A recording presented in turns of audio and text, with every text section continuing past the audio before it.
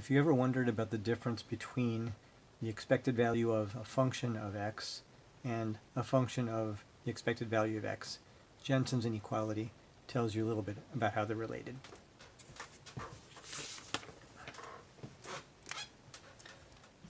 So let's let f of x be a function.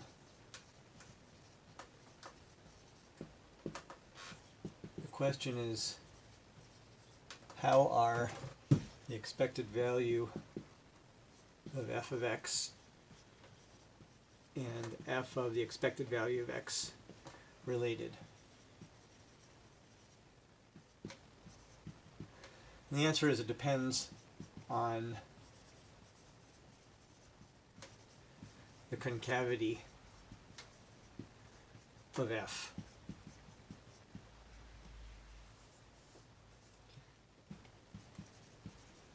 The theorem, Jensen's inequality, says that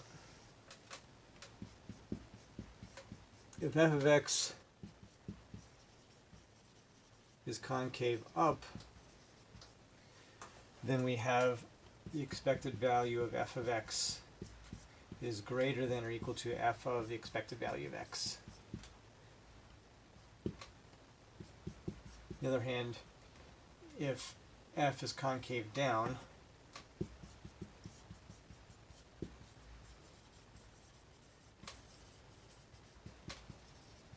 then we have the opposite inequality. The expected value of f of x is less than or equal to f of expected value of x.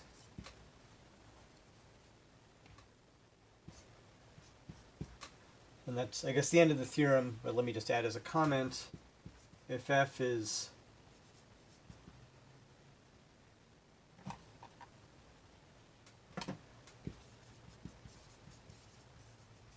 not always concave up or down,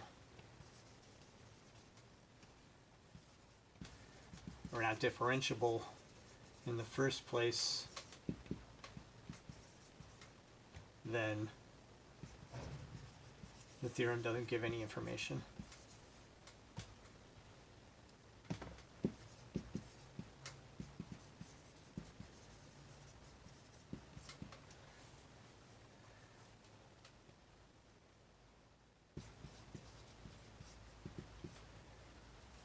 In order to prove this, let's let expected value of x be mu.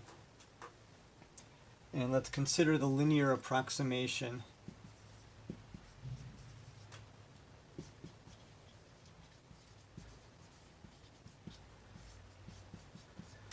f of x, the linear Taylor approximation.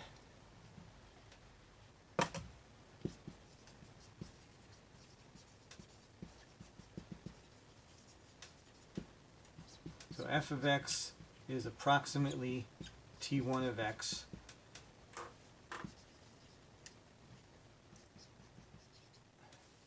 The approximation near x equals mu. So t of x is f of x is approximately t1 of x, which is f of mu plus f prime of mu times x minus mu. That's the best linear approximation of f of x if we're working with values of x that are close to mu.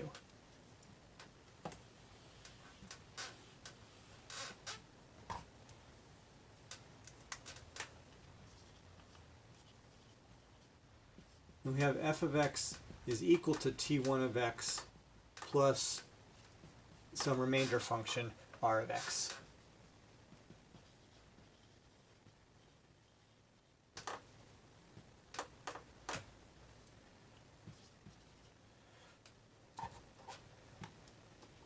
Now what this remainder function is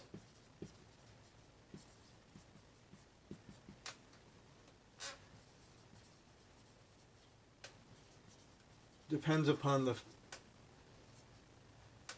the first derivative that we didn't use in our approximation.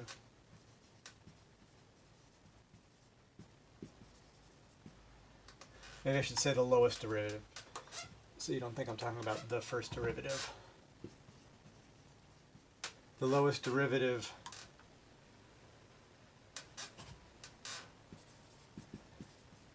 not used in the approximation, which is the second in our case, because we used the first Taylor approximation, the linear approximation with the first derivative.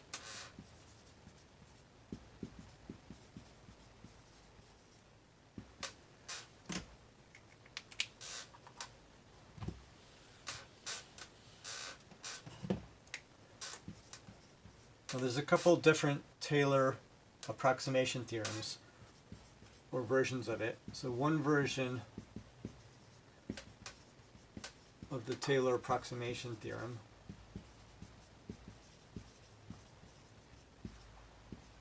says that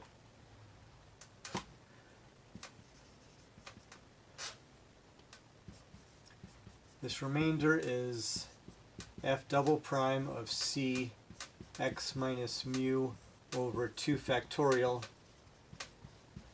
for some number c between x and mu.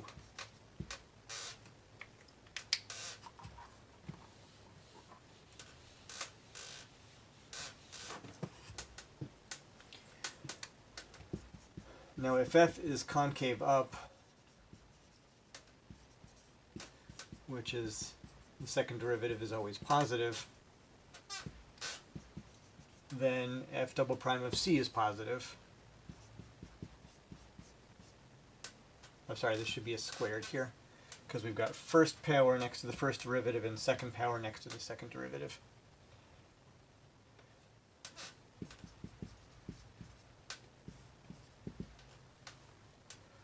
Alright, if f is concave up, then this number is positive. X minus mu, the quantity squared, is definitely positive. 2 factorial is positive, so this whole thing is greater than or equal to 0.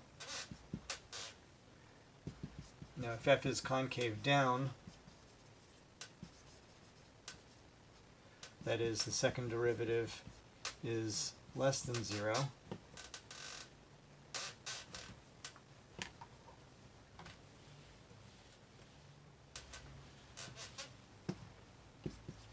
then this error term is negative number times positive number over positive number. So one negative number makes this product and quotient negative.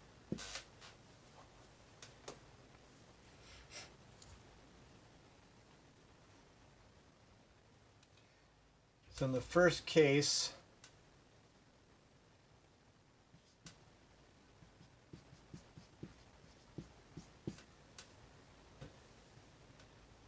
if this remainder is positive,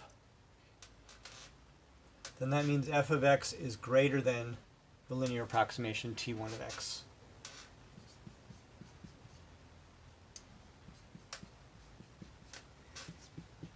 And if we have concave, if f is concave down, then this is negative. R of x is negative. F of x equals t1 minus something. So that means f of x is less than t1 of x.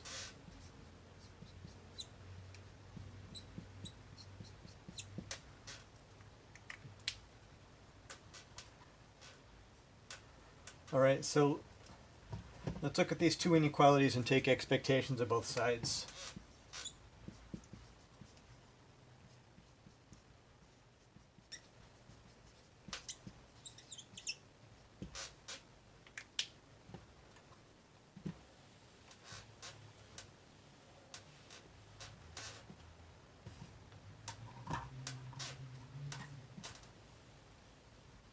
So t1 of x, so here we have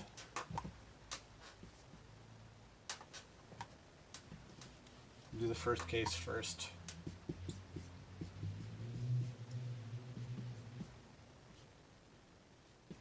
So f of x is greater than or equal to the linear approximation f of mu plus f prime of mu x minus mu. So that means expected value of f of x is greater than or equal to, f of mu is a constant. So expected value of that is just the constant. And then expected value of this term, well, this is just a constant. We pull it out of the expected value of x minus mu. This is expected value of x minus expected value of a constant is just the constant. So expected value of x minus mu, but expected value of x is mu. So mu minus mu is 0. So we really just have expected value of f of x is greater than or equal to f of mu. But mu is the expected value of x. So we can rewrite this as expected value of f of x is greater than or equal to f of expected value of x. Maybe I should put a box around this instead. So that's one of the inequalities we wanted.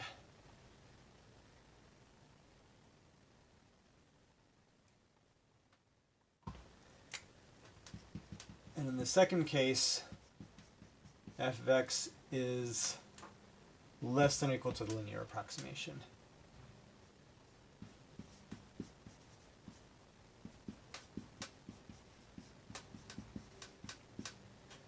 So if we take expected value of both sides, we have expected value of f of x less than or equal to this constant just stays the same, and it is f of expected value of x plus this constant times expected value of x minus mu, again, which is 0. So we have expected value of f of x is less than or equal to f of expected value of x in the case that f is concave down.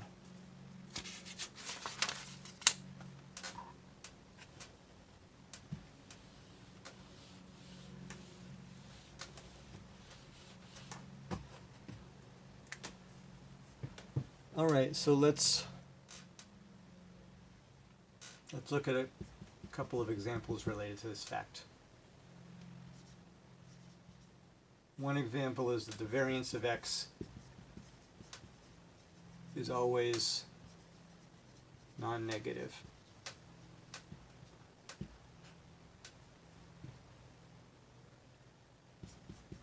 I guess we know that because, well, one way to see this is it's the expected value of the square of something, and that's certainly going to be positive. Looking at it from the point of view of Jensen's inequality, so we can see that this way, or from Jensen's inequality, variance of x is expected value of x squared minus expected value of x squared. Let's let f of x be x squared, our favorite concave up function.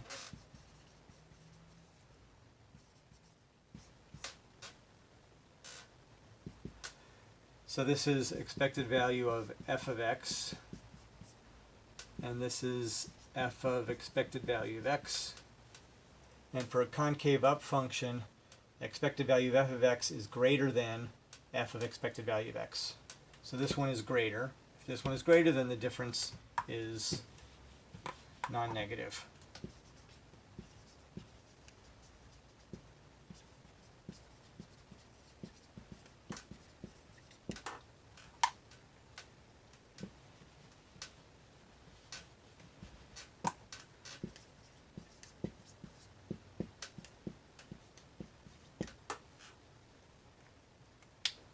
And to look at another example,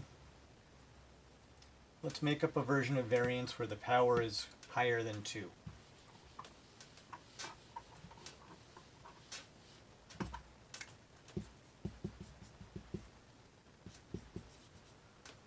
Or actually, we only need it to be greater than 1.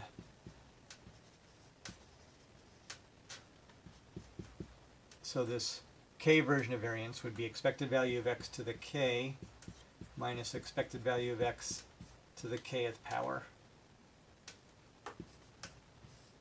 This is always going to be greater than or equal to 0, because for k greater than 1,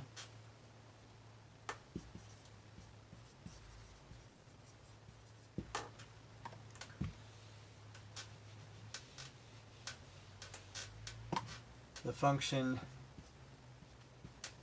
x to the k is concave up. Oh,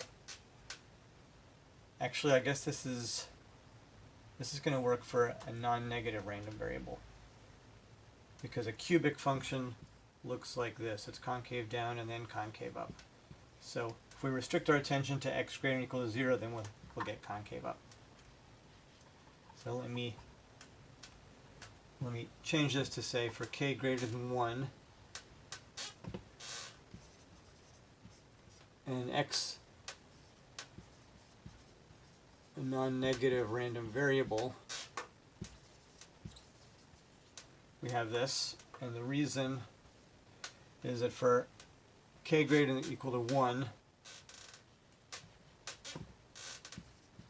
and x greater than or equal to 0, the function x to the k is concave up.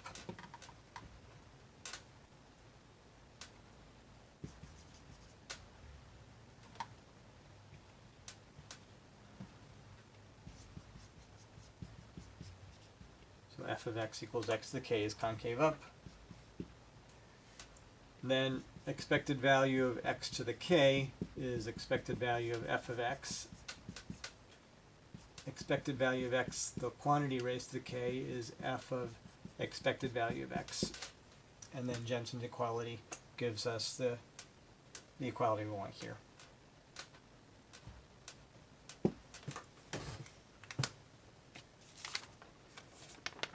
The end.